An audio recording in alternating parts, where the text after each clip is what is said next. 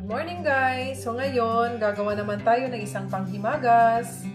Kaya, sisimulan na natin. Bago yan, ako si Ana Marben. Welcome to my channel, Anne's Healthy Kitchen.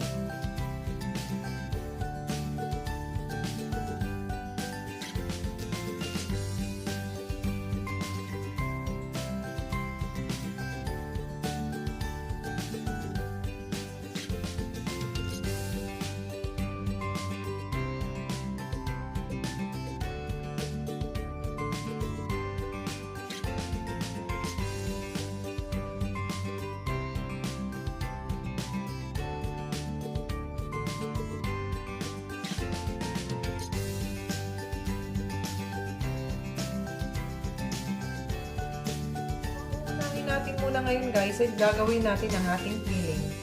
Okay, so ito muna, ilalagay natin ang ating milk, evaporated milk, at tapos ang ating condensed milk, and then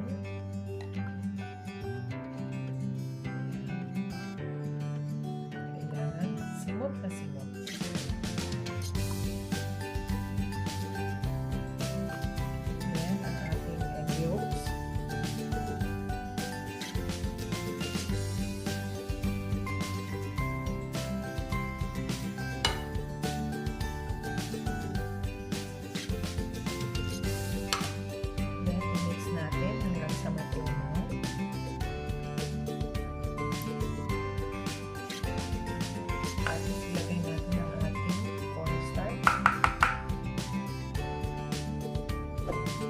Wala pa itong wala pa sa flame. Tunawin muna natin lahat. So this is ready now. I-ready na natin to para pakuluan na natin. No heat lang siya. Okay, so mag-stir lang tayo ng mag-stir. Pag lumapot na siya, saka natin ilagay ang ating all-purpose cream. Ito, pinatay ko muna ang aking apoy at saka ilalagay ko ang cream. Okay, so halo lang ng halo. Tapos, pahaluin natin siya ulit natin. Pahaluin muna natin siya nang maghalo silang lahat.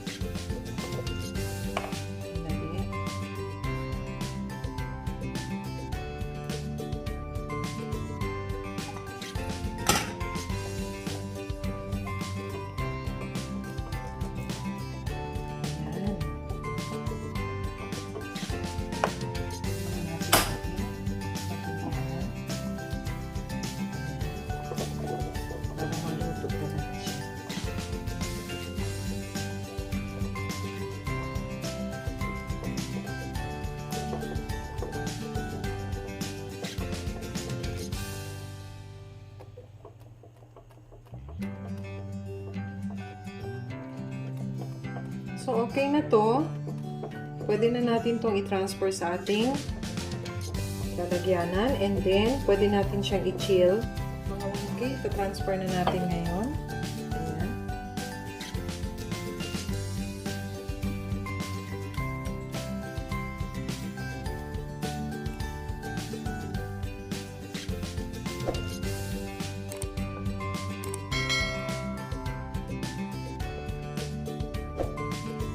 Tatabunan natin to, i-cover natin siya ng cling film. Okay, so gagawa na tayo ng kanyang cake. Ito yung ating all-purpose flour. Lalagay na natin ngayon ang ating sifted na itong all-purpose flour. Lalagay na natin ang ating cocoa powder. Isisift natin. Tapos, ang ating asin, ang ating baking powder, ang ating baking soda. Okay. So, ayan na. Ngayon, isa-set aside natin yan. Pahaluin muna natin. Ang mahalo ng mahalo. Set aside muna natin. Ngayon, gagawin natin ang ating so we will start with our wet ingredients. Ito na ang ating itlog. And then, lalagay na natin ang ating sugar. Konti-konti.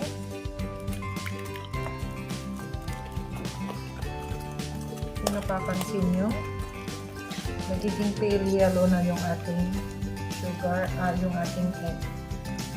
Okay?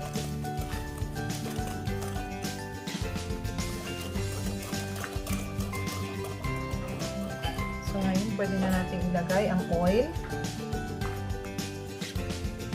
Ating milk. And then, ang ating vanilla.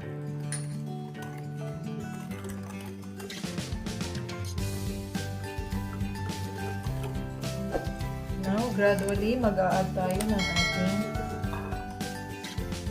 dry ingredients.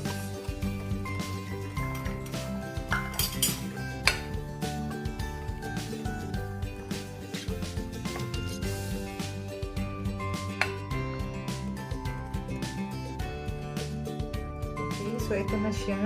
So, ngayon, meron tayong hot water or warm water. Doon natin i-dissolve ang ating coffee.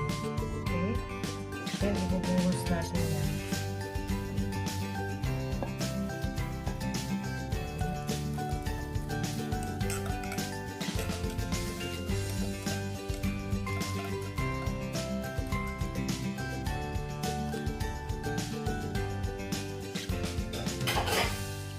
One cup. This is 1 cup.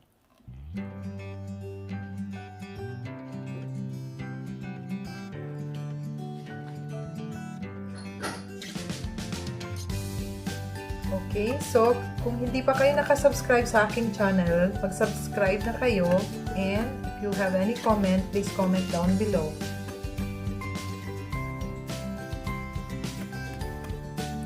So, okay na to. Ngayon, ang gagawin natin, kasi hindi tayo mag-oven, so i-steam natin ito. Okay?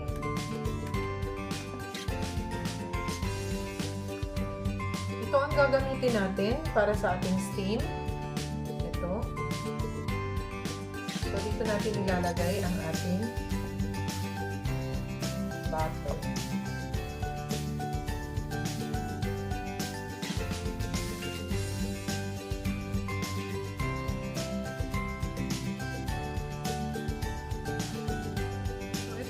Ating first batch ng ating cake.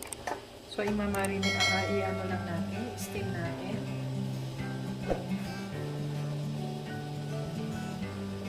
(15 to 18 minutes), takpan natin. Ayan. Yung ating takip, dapat may cheesecloth para hindi dumalo yung tubig sa ating cake. Kasi yung ating cake is nakabukas lang. Okay, so 15 to 18 minutes. Okay, so 18 minutes passed.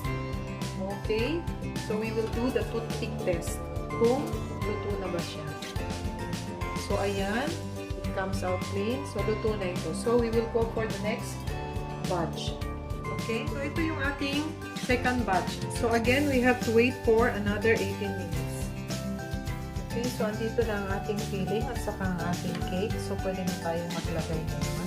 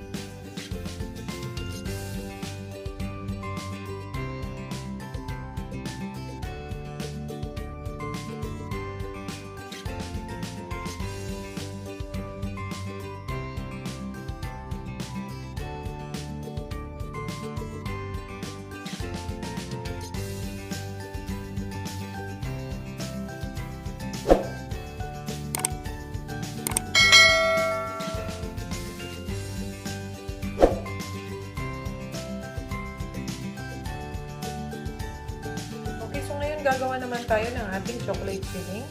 So, unahin natin ang ating evaporated milk. 1 can. Pagkatapos, ang ating sugar. And then, ang ating chocolate.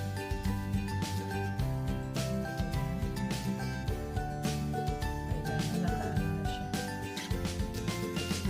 And then, ang ating flour.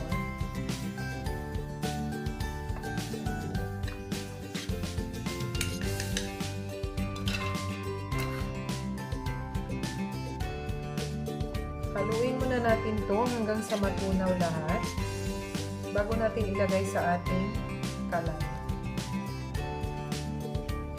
Itong butter mamaya na pagkaluto na ng ating chocolate cake. Lutuin natin to sa low heat muna. Okay? Low heat muna. Okay? So, punta na tayo sa kalan. Okay, so, andito na ito sa kalan ngayon. So, dapat low heat lang ito. Hanggang sa lumapot.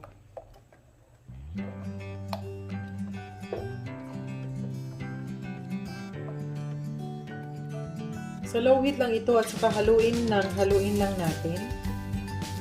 Para hindi siya tumigas agad.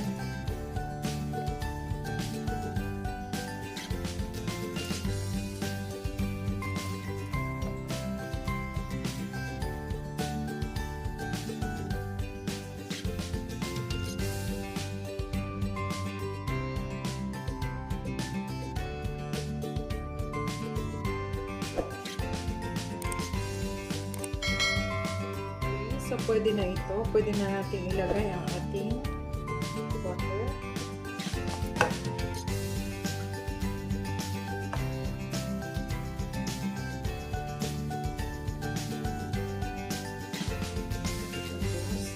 Hayaan lang natin na matunaw ang butter. Pinatay ko na ang apoy para matunaw ang butter kasi mainit pa naman yung ating filling. At saka iset muna natin to ng sandali. Yung warm lang siya, hindi masyadong mainit kasi matutunaw yung ating yung filling natin kanina. So, okay lang na ganito. Iset muna natin siya. Ganyan pa yan kasi masyado pa siyang mainit. So, ngayon ready na ang ating chocolate filling. So, mag-fill na tayo sa ating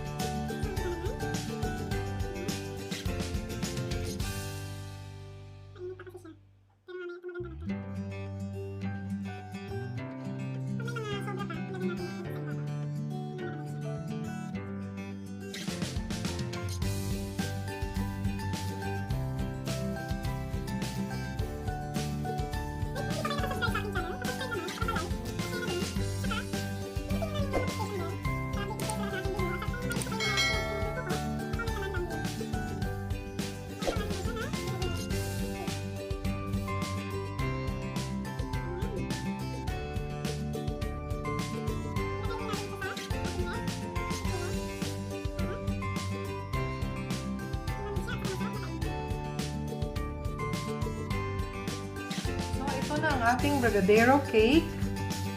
So, ang gagawin natin nito ay ilalagay muna natin sa ating chiller para lumamig siya at saka mag-form din yung kanyang chocolate filling.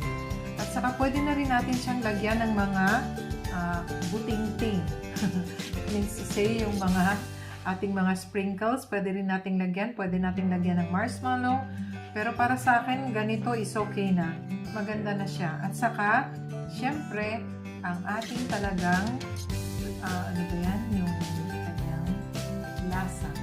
So, sobrang sarap nito. Kaya guys, please subscribe to my channel kung hindi pa kayo nakasubscribe. Please like and share. here.